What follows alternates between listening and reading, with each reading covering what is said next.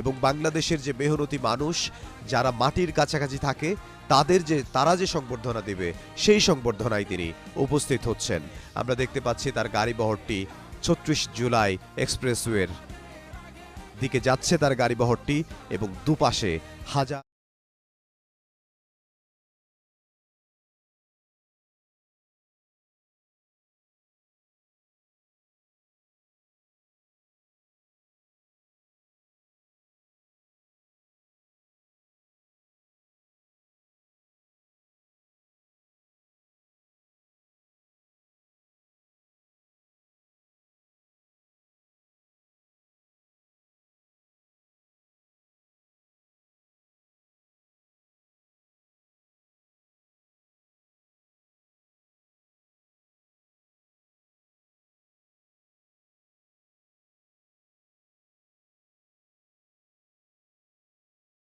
তাকে যে স্বাগত জানালো, তার বক্তব্যে তিনি তার কৃতজ্ঞতা নিশ্চয়ই প্রকাশ করবেন।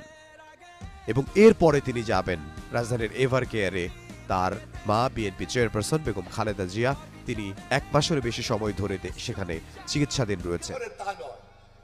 হয়তো আধা ঘন্টা চলে আসবেন এমনটা না, কমপক্ষে ১.৫-২ ঘন্টা ৩ ঘন্টা লেগে যেতে পারে।